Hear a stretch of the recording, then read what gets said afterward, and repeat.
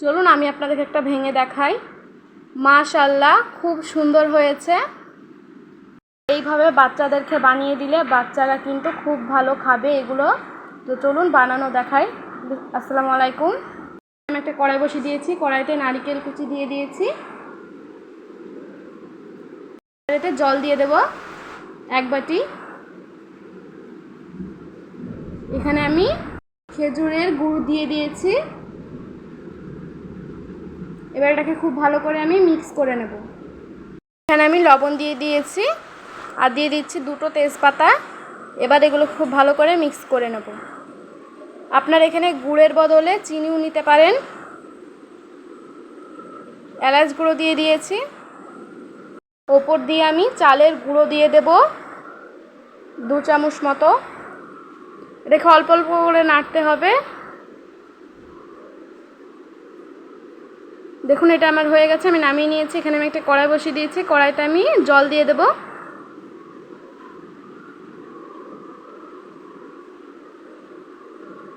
এখানে আমি চালের গুঁড়ো নিয়েছি, জলটা ফুটে গেছে। এবার আমি চালের গুঁড়োগুলো দিয়ে দেব। চালের গুঁড়োটা দেওয়ার আগে এতে আমি লবণ দিয়ে নিয়েছি।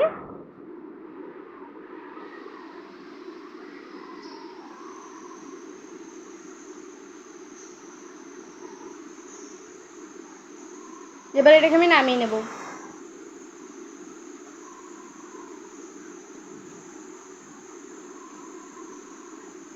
নামিয়ে নিয়েছি। এবার এটাকে গরম অবস্থাতেই আমি খুব ভালো করে সেনে নেব অল্প অল্প জল দিয়ে।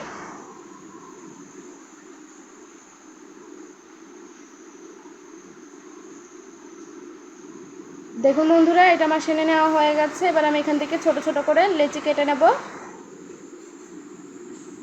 দেখে হাতের সাহায্যে গোল গোল করে ঘুরিয়ে তারপরে চ্যাপটা করে নেব। এবার এতে নারকেলের পুরটা দিয়ে দেব।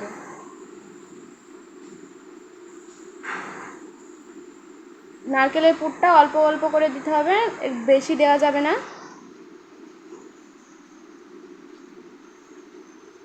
আবার ওটাকে দুমড়িয়ে আমি গোল গোল করে নেব।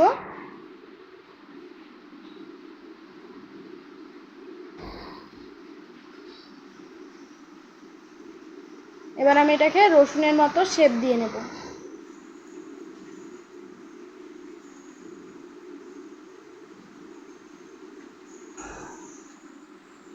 এবার একটা চামচের সাহায্যে আমি চারি সাইড একটু ডিজাইন করে নেব। ডিজাইন করে নিলে এটা একটু দেখতে ভালো লাগে।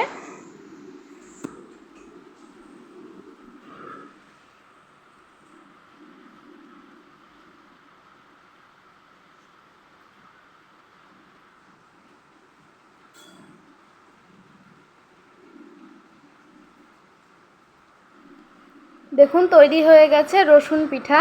এবার এটাকে আমি রেখে দেব। আমি আপনাদেরকে আরও একটা বানিয়ে দেখাচ্ছি। একইভাবে এগুলো আমি বানিয়ে নেব। এটা বানানো কিন্তু খুবই সহজ। এটা আপনারা একবার হলেও বাড়িতে বাচ্চাদেরকে বানিয়ে দেবেন।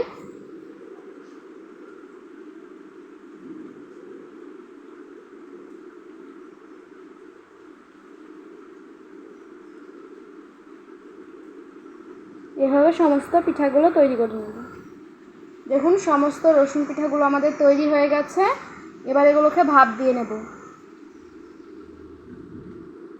দেখুন একদম রসুনের মতো হয়েছে। এইভাবে বাচ্চাদেরকে বানিয়ে দেবেন, বাচ্চারা কিন্তু এগুলো চেটে পুটে খাবে। এখানে আমি একটা কড়াই বসিয়ে দিয়েছি, কড়াইতে আমি জল দিয়ে দেব।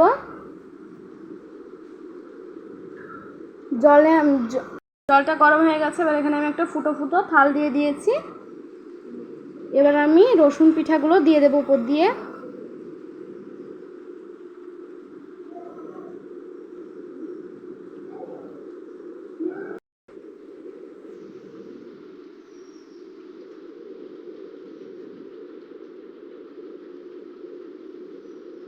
আমাদের এদিকে কিন্তু এগুলোকে রসুন পিঠাই বলে।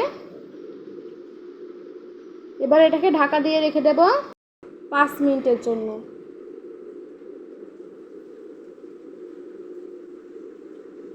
এবার যে ছিদ্রটা আছে ওটা আমি বন্ধ করে দেব। 5 মিনিট পরে ফিরে এসেছি। দেখুন এগুলো আমাদের হয়ে গেছে, এবার আমি এগুলো নামিয়ে নেব।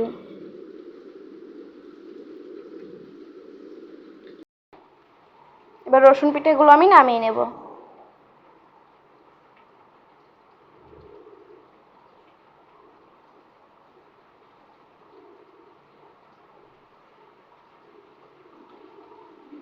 আবারও যে রসুন পিঠাগুলো রয়েছে ওগুলো আমি একইভাবে ভাপ দিয়ে নেব।